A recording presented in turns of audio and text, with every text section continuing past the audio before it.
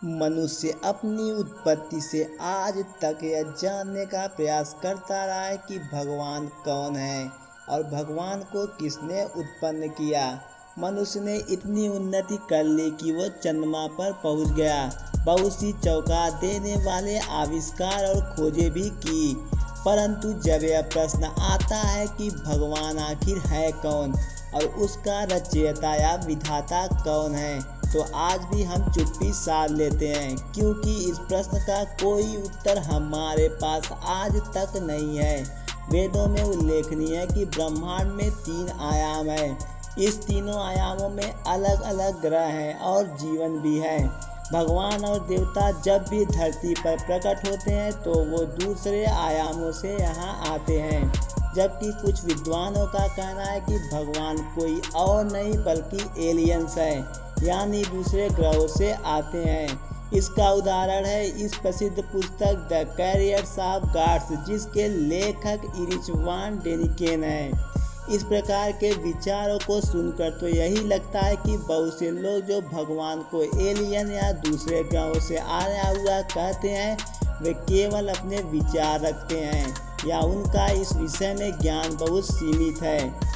इस प्रकार के लोग यदि हमारे वेदों को पढ़ लें तो निश्चित ही उन्हें अपने विचारों को बदलने के लिए मजबूर होना पड़ेगा।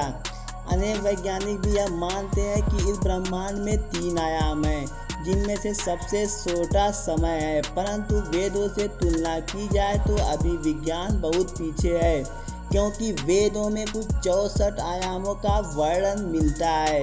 इन आयामों को भी यदि विभाजित किया जाए तो अनगिनत आयाम है। वेदों में यह भी उल्लेखनीय है कि यह 3 आयामी ब्रह्मांड विभिन्न स्तरों में विभाजित है, जिनमें स्वर्गलोक, पृथ्वीलोक या मृत्युलोक और नरकलोक भी सम्मिलित है। पृथ्वी पर धर्म की शिक्षा देने और मनुष्य जीवन का उद्देश्य समझाने के लिए समय समय पर अवतरित होते हैं।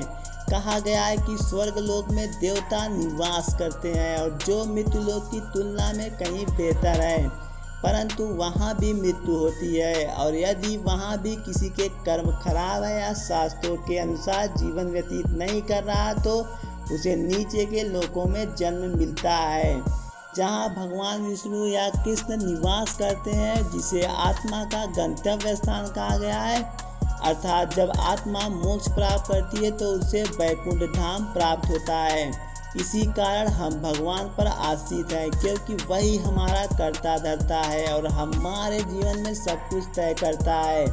इरिच वॉन डेनिकन के अनुसार भगवान कृष्ण भी दूसरे ग्रह से आए थे, जबकि सोचने वाली बात यह है कि जो दूसरे ग्रह से आते हैं वे अपने रूप में ही आते हैं, न कि पृथ्वी पर जन्म लेते हैं।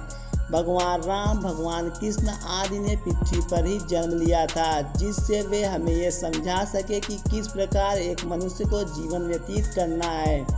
कल्पना कीजिए कि कोई एलियन यहाँ आकर जन्म ले रहा है और मनुष्य रूप धारण करके धर्म का पाठ पढ़ा रहा है। क्या यह संभव है?